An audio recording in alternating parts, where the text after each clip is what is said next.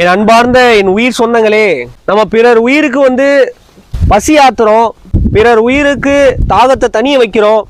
இதெல்லாம் பார்த்து கிண்டல் பண்ணுறாங்க, கேலி பண்ணுறாங்க, எள்ளி நகையாடுறாங்க, சிரிக்கிறாங்கன்னா அதெல்லாம் பார்த்து நீங்கள் சோர்ந்துடக்கூடாது. அதெல்லாம் நினச்சி நீங்கள் வந்து தள்ளாடி போயிடக்கூடாது. அதெல்லாம் நினச்சி நீங்கள் வருந்தக்கூடாது. நீங்கள் இன்னும் துணிந்து பண்ணணும், இன்னும் நீங்கள் வந்து மனப்பூர்வமாக பண்ணணும், இன்னும் நீங்கள் வந்து உளமாற பண்ணணும். ஏன்னா அந்த அந்த அந்த பசியோட கொடுமை உங்களுக்கு தெரியும், அந்த தாகத்தோட கொடுமை உங்களுக்கு தெரியும். அவனுக்கு தெரியாது, சிரிக்கிறவனுக்கு தெரியாது, எள்ளி நகையாடுறவனுக்கு தெரியாது. சரிங்களா?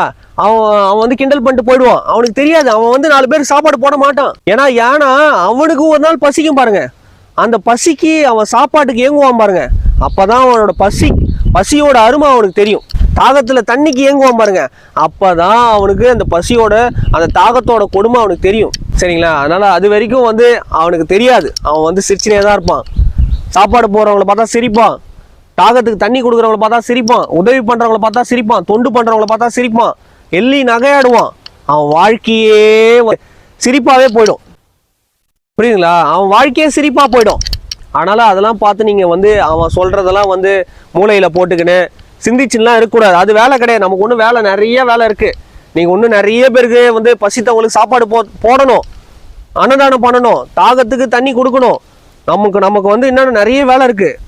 எல்லா உயிர்களும் சேவை செய்யணும், தொண்டு செய்யணும். அதுவே நம்ம வந்து பிறவி கடமை.